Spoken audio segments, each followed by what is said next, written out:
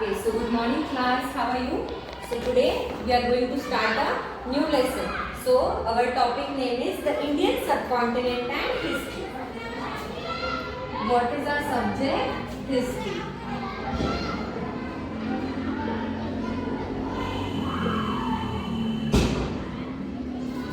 So our topic name is the Indian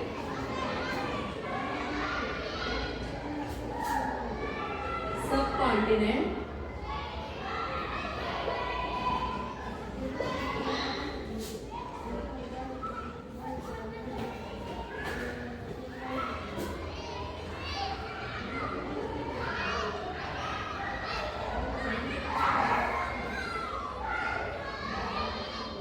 So, what is today's date?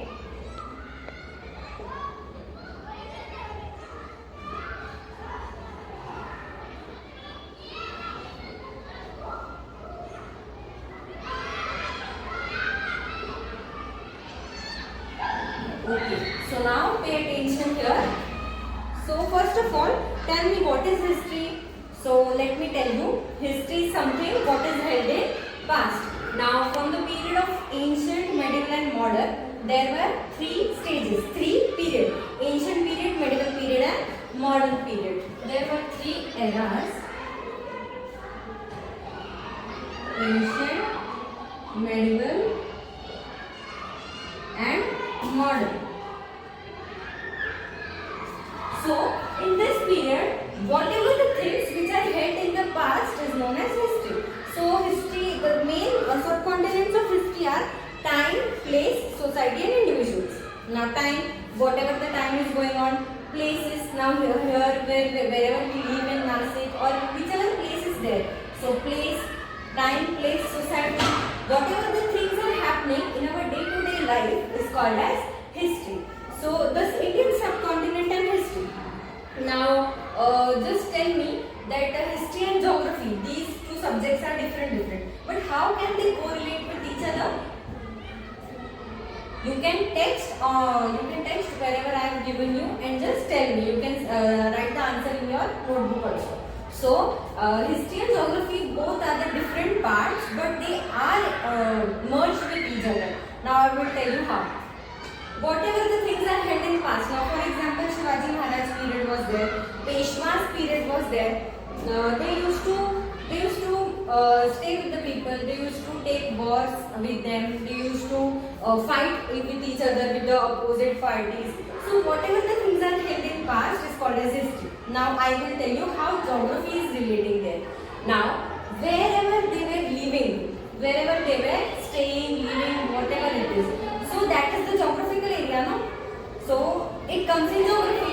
Geographical condition, the geographical area is related to history. So geographical condition and history, when it come together, is called as the Indian subcontinent and history. So history is a coherent account of the significant past events. So here the definition is: history is the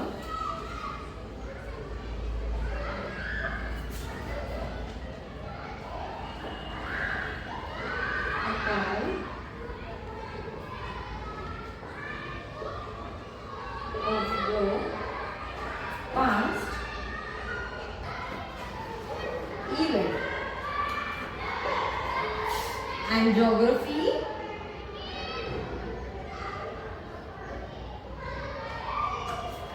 is related to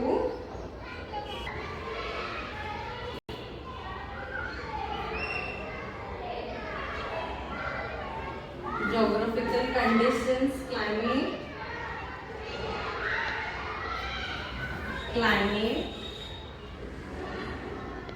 weather. Now, the weather, the climate, the things which are there in nature, weather, climate, that and history is this. In this way, it is correlated to each other. So, our next part is geographical features of India. So, which are the geographical features of India? Himalayas, the plains of Sindhu Ganga, the Thar Desert, the Deccan Plateau, the coastal regions and the islands of sea. Now you will ask that teacher, we are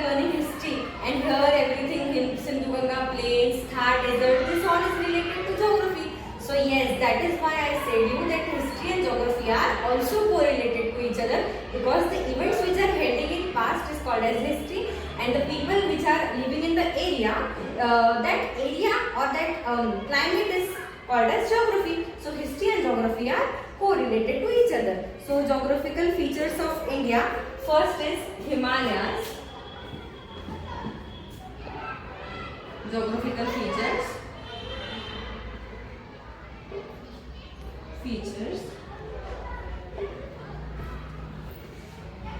So this is our core point. First one is Himalayas.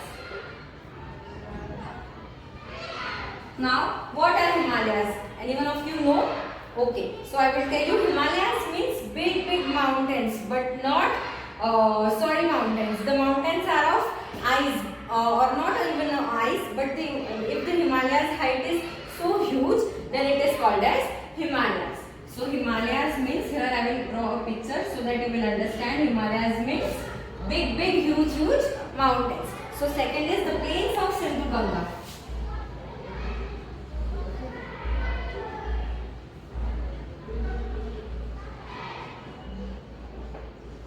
Now, the plains of Sindhu Ganga. Now, you know where Kasara is. Now, we go to Mumbai. While going to Mumbai, or also some areas are there. When we go to that areas, no, ghats are there. So the big mountains are there, and in that between that mountains, the roads are there. So the plains of Sindhu Ganga means there are mountains and roads in between that. That is called as ghat. So these are the plains of Sindhu Ganga. Now third one is the Thar Desert.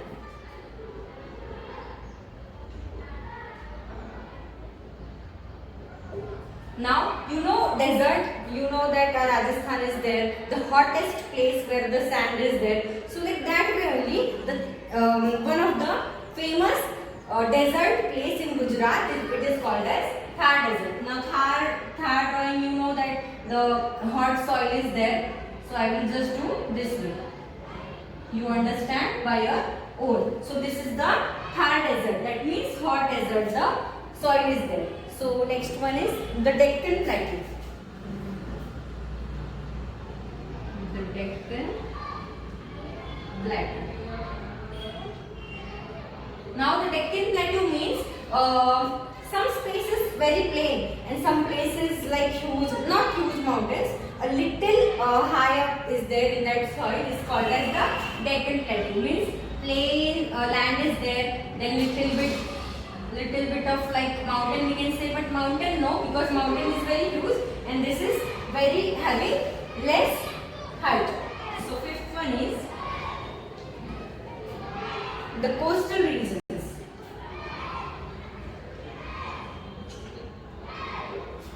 The coastal regions. From the time of the Harappan civilization, ancient India has trade relations with the western countries. The trade was carried out by sea.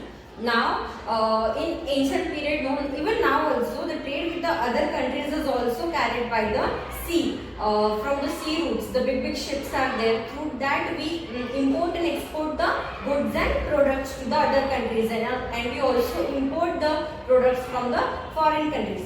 So that sea route was called as the coastal regions. That means sea route.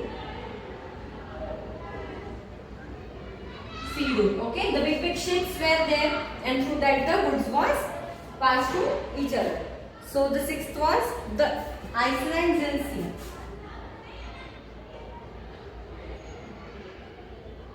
In sea. Now you must have seen sea beaches. You must have traveled in your vacations, no? So the Iceland Sea means when at the specific point we go to the sea, no? At the very middle of the sea we don't go there, but just imagine at the very middle of the sea. Now here beach is there. At the very middle of the sea when we go, so there the islands are there, big islands. Means for example, here water is there, and here Iceland is there. Means between that water, no islands are there. There are also animals are there. Means the living things are grown there, the plants are there, jungle is there. In the between of water there is a small piece of land that is called as the icelands. See, it is surrounded by the sea and in between there are icelands. Not everywhere or not at the small gap, but at the very huge gap the icelands are there. So it is called as the icelands in sea. For example, the best example of the icelands and sea are Andaman and Nicobar. It is one of the famous islands. Which? Andaman and Nicobar. Nicobar Iceland. So these were the geographical features. So in history, the geographical features are related to history.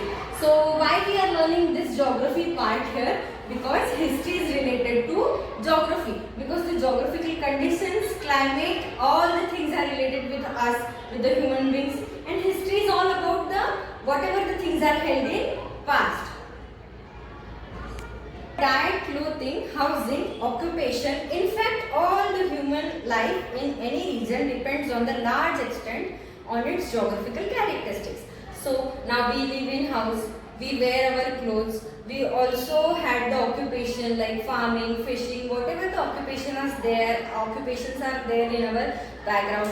So all these things are related to geographical conditions, and geographical conditions are also related to history. Now tell me that I will give you one situation and you will write down in your notebook that you are in the period of Peshwai period, and there whatever the things are going on like now only, and in that period how that can be related to geography, or how these geographical conditions can be related to history. You have to write down this question in your notebook and answer the following. Okay, so the geographical conditions of the history are related to the geography. The Indian subcontinent. Now what is meaning of Indian subcontinent? In India, now this world is there. हमारी पृथ्वी होती है, तो हमारे पृथ्वी के ऊपर जो भी अब हम इंडिया में रहते हैं, we live in India, right? So the Indian subcontinent means whichever water part is there around us, means at the when you will see the map, no, look at the textbook page number 4. You can see the India map is there. So below that map, the sea is there. Bay of Bengal Sea and Arabian Sea is there. So that is called as the Indian subcontinent. So here are so many routes are given: Himalaya, mountain, Bhutan, China. These all are the borders of Indian subcontinent. So in this session, so the cities of Harappa and Mohenjo-daro are in today's Pakistan. So now tell me, Pakistan. Now just tell me that Pakistan is now separated. Pakistan is in another country. Then was that the part of India? Just tell in your mind only. Yes. So Pakistan was the part of India. The cities of Harappa and Mohenjo-daro are in today's Pakistan, Afghanistan, Pakistan, Nepal, Bhutan, Bangladesh, Sri Lanka, and India together from the region of South Asia. Now here is the if the map is drawn here, east, west, north, and south. So south. This is the down part of our Indian map, and down here the sea is there. So here we have studied geography because the history is related to geography. Now geography is about the historical events whichever were held in the past, and geography is related to the geographical conditions. So history and geography are correlated to each other. So here we have studied the lesson, the Indian subcontinent. So whatever homework I have given you, just note it down. So here we are